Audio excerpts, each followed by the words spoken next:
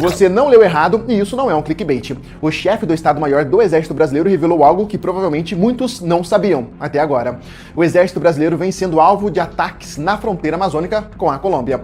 O seu país literalmente está travando uma guerra híbrida na fronteira e quase ninguém está falando disso. E quase ninguém está sabendo disso em ano de eleição, em um contexto geopolítico atual em que é necessário dar voz à necessidade de investir no setor de defesa do Brasil.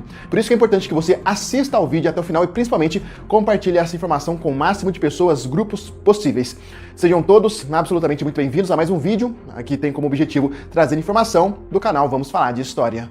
Durante muito tempo, quando se falava em ameaça militar na Amazônia, a imagem mais comum era de tropas estrangeiras atravessando a fronteira, veículos blindados avançando pela selva ou algum país provocando uma crise regional. No entanto, o principal perigo enfrentado hoje pelos soldados brasileiros é muito mais discreto, fragmentado e difícil de combater. O chefe do Estado-Maior do Exército Brasileiro, o general Francisco Humberto Montenegro Júnior, revelou que militares da 2ª e da 16ª Brigadas de Infantaria de Selva estão enfrentando ataques e trocando tiros semanalmente com guerrilheiros classificados como grupos armados organizados residuais. Esses grupos são formados principalmente por dissidentes das antigas Forças Armadas Revolucionárias da Colômbia, as Farc, que abandonaram parcialmente o discurso revolucionário e passaram a atuar diretamente no narcotráfico. Essa declaração é grave porque mostra que os soldados brasileiros não estão apenas patrulhando rios ou prendendo pequenas embarcações. Em algumas áreas da fronteira entre Brasil e Colômbia, nossos militares já operam como combatentes em um conflito permanente contra organizações estrangeiras armadas. O cenário também representa uma mudança nas prioridades do Exército. Até há pouco tempo atrás, grande parte da atenção estava concentrada em Roraima, devido às tensões entre Venezuela e Guiana pelo território de Essequibo. O temor era que uma escalada regional pudesse levar tropas venezuelanas a tentarem utilizar áreas próximas da fronteira brasileira. Agora, porém, a preocupação operacional se desloca para o oeste da Amazônia, especialmente para as rotas fluviais utilizadas no transporte de drogas. Essa nova ameaça não utiliza tanques, caças ou grandes colunas militares. Os narcoguerrilheiros se deslocam em pequenos grupos, usam embarcações discretas, conhecem profundamente a floresta e aproveitam rios, igarapés e comunidades isoladas para transportar drogas, armas e suprimentos. Na prática, o Brasil está enfrentando uma forma de guerra híbrida. Não existe uma declaração formal de guerra, não existe um único governo inimigo comandando as operações. Também não há uma frente de batalha claramente definida. Existe, porém, uma combinação de guerrilha, narcotráfico, crime organizado, mineração ilegal, lavagem de dinheiro e controle clandestino de rotas e territórios. É justamente isso que torna o problema tão perigoso. Em uma guerra convencional, por exemplo, o Estado consegue identificar o adversário, localizar suas bases e calcular aproximadamente sua capacidade militar. Na Amazônia, os grupos armados podem se dividir, mudar de nome, estabelecer alianças temporárias e desaparecer dentro de uma região muito maior do que muitos países europeus. Esses grupos guerrilheiros dissidentes surgiram em 2016 após um acordo de paz assinado entre o governo colombiano e as Farc.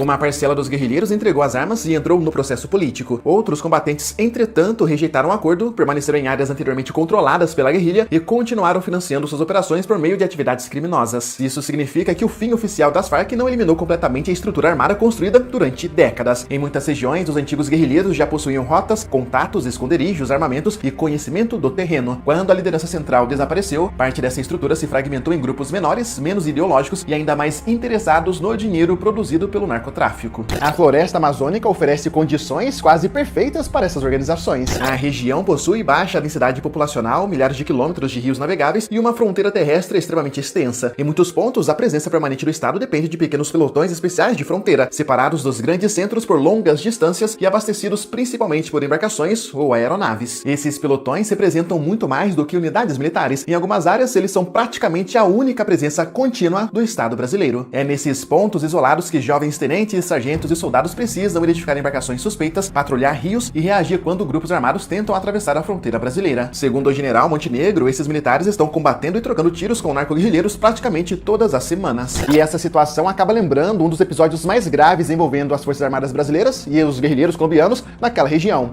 Em 1991, guerrilheiros das Farc invadiram o território brasileiro e atacaram um destacamento do nosso exército. Na ocasião, guerrilheiros das Farc atacaram uma posição do exército brasileiro próxima da fronteira colombiana, mataram militares e roubaram armas e equipamentos. O Brasil respondeu com a Operação Traíra, mobilizando tropas especializadas e estabelecendo cooperação com as forças colombianas para localizar os responsáveis. Estudos históricos e documentos sobre a segurança regional registram o episódio como um raro combate direto entre o exército brasileiro e a guerrilha colombiana. Só que 3 décadas depois, o mesmo inimigo retorna, só que com uma aparência diferente. A diferença é que agora o narcotráfico movimenta somas muito maiores, possui conexões internacionais e utiliza tecnologias que não estavam disponíveis em 1991. Drones comerciais, sistemas de comunicação criptografada, internet via satélite, armas modernas e redes financeiras clandestinas podem ampliar consideravelmente a capacidade desses grupos. Além disso, a droga que atravessa a fronteira não permanece necessariamente na Amazônia. A chamada Rota dos Solimões permite que as cargas provenientes de países produtores avancem pela rede fluvial brasileira. A partir daí, elas podem seguir para Manaus, Belém e outras regiões do país e, posteriormente, para portos utilizados no envio de cocaína ao exterior. O Brasil, portanto, não aparece apenas como um mercado consumidor, mas como um grande corredor logístico entre a produção andina e os mercados internacionais. Um estudo do Escritório das Nações Unidas sobre Drogas e Crime mostra que a Amazônia está localizada na interseção de diferentes atividades criminosas, incluindo narcotráfico, exploração ilegal de recursos naturais e violência organizada. Essas economias ilegais não funcionam de forma isolada, pelo contrário, é como se fosse uma teia de aranha.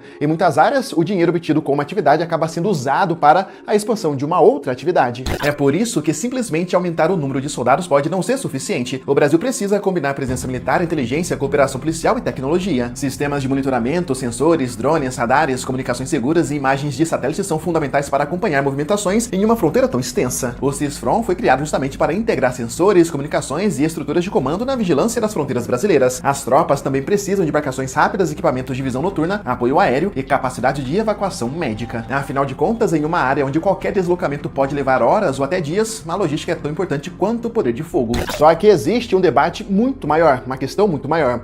Qual é o limite entre a segurança pública e a defesa nacional? Quando o exército enfrenta traficantes comuns, o problema pode ser tratado como apoio às forças policiais. Porém, quando esses traficantes são integrantes de organizações estrangeiras, possuem treinamento de guerrilha, controlam territórios e atacam soldados brasileiros, a ameaça passa a atingir diretamente a soberania nacional. O perigo não está apenas na quantidade de drogas transportadas. O verdadeiro risco é permitir que áreas próximas da fronteira se transformem em corredores controlados por grupos armados, nos quais a presença do Estado brasileiro seja ocasional e o poder das organizações criminosas seja permanente. Uma fronteira não é protegida somente porque está desenhada no mapa. Ela precisa ser monitorada, patrulhada e principalmente ter a presença do Estado. A revelação do general Montenegro mostra que a guerra do século XXI talvez já tenha chegado ao Brasil, embora não se pareça com as guerras que vemos no Oriente Médio ou no leste europeu. Ela ocorre silenciosamente em pequenos confrontos nas margens dos rios e no interior da floresta. Não existem tanques inimigos atravessando a fronteira, pelo menos não ainda. Existem embarcações carregadas de drogas, guerrilheiros armados e redes criminosas que movimentam bilhões. Uma fronteira não é protegida somente porque está desenhada no mapa. Ela precisa ser monitorada, patrulhada e principalmente ter a presença do Estado. Ela está sendo testada agora, todas as semanas, por grupos que tentam transformar nossos rios, nossa floresta e nosso território em parte de uma gigantesca rota internacional do crime. E quanto mais tempo o Brasil demorar para reconhecer a dimensão dessa ameaça, mais caro e mais difícil será recuperar o controle dessas regiões no futuro. Entende agora por que é tão importante cada vez mais nós falarmos sobre investimento no setor de defesa do Brasil? Por isso que eu preciso que você compartilhe este vídeo, deixe seu like e principalmente comente a sua opinião, engaje o vídeo, eu conto com a sua ajuda. Por hoje é só, muito obrigado de coração, principalmente para você que assistiu o vídeo até o final e compartilhou. Por hoje é só e se Deus quiser nos veremos muito em breve aqui no canal Vamos Falar de História. Fiquem todos com Deus e até mais.